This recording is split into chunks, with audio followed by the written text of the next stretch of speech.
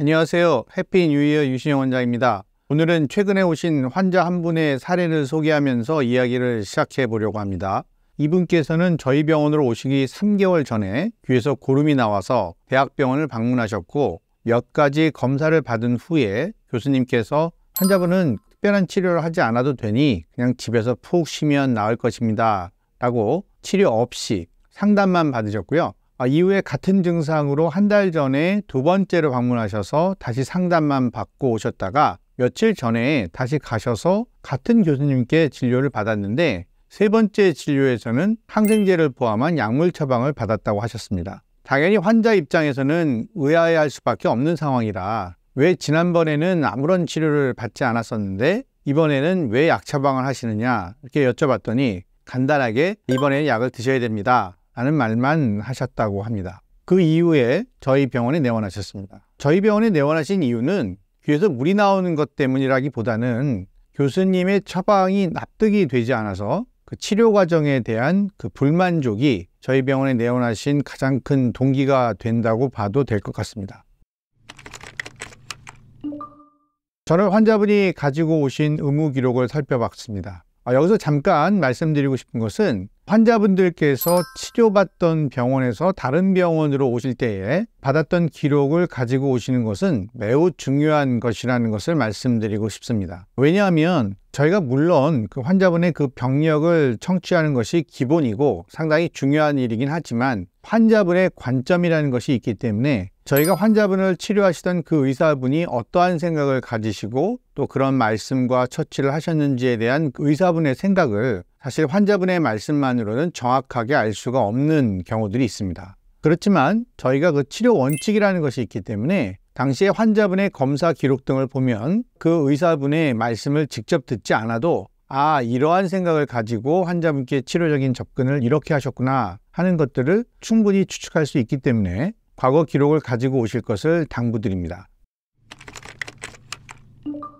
다시 환자분의 사례로 돌아가서 저희 병원에서도 청력 검사를 했고 저는 이제 과거 자료와 저희 병원의 청력 검사 기록을 보고 CT를 찍었고요. 또 CT 결과를 보고 환자분을 완벽하게 파악한 후에 다음과 같이 설명을 드렸습니다. 환자분께서 3개월 전에 대학병원을 가셨을 때 교수님이 진단 내리신 진단명은 만성고막염으로 추정이 됩니다. 이 만성고막염은 중이염과는 구별돼서 고막 안쪽 공간인 중이강 쪽에는 염증이 없고 고막 자체에만 이상이 있는 질환으로 이루, 즉 귀에서 고름이 나올 수는 있지만 고막 자체에만 문제가 있기 때문에 반드시 청력은 정상 소견이어야 하고요. CT도 깨끗해야 합니다. 또한 만성고막염에서는 약 50% 이상에서 아주 작은 고막 천공이 동반될 수 있습니다. 그러나 이 천공은 염증이 가라앉으면 자연 치유되는 것이 일반적입니다. 정리하면 중이염이 아닌 고막염이라는 질환도 귀에서 물이 나올 수 있고 고막에 구멍이 날 수도 있다는 것입니다. 만성고막염에서 고름이 나오는 원인은 만성자극, 즉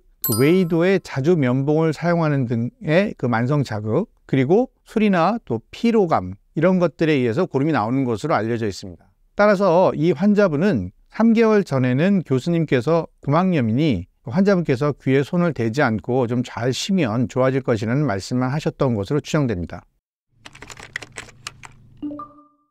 이 만성고막염에서도 항생제 등의 약물 처방을 할 수 있습니다. 그런데 이때 매우 신중하셔야 할 사항은 만성고막염은 위에서 말씀드린 바와 같이 만성자극 등이 원인이기 때문에 재발이 굉장히 잦을 수 있고요. 또 귀에서 물이 나온다고 해서 바로 항생제 처방을 시작한다면 얼마 가지 않아서 항생제에 내성이 생긴 항생제를 써도 듣지 않는 균주의 발현이 매우 쉽게 이루어질 수 있습니다.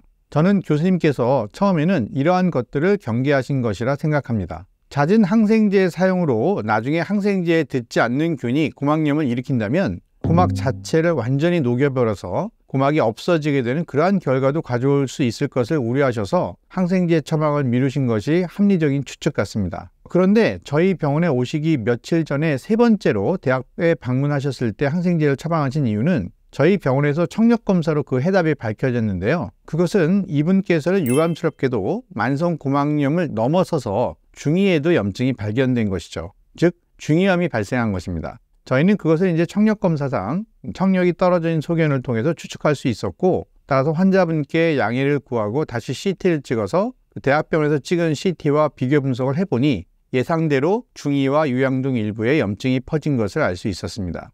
이렇게 환자분께 전후 사정을 설명을 드렸고 또 환자분은 이해하셨고 또 저희 병원에서는 균 검사를 시행해서 항생제를 사용하기 전에 적절한 항생제를 선택하는 그런 과정을 통해서 환자분들께 치료를 해드렸습니다.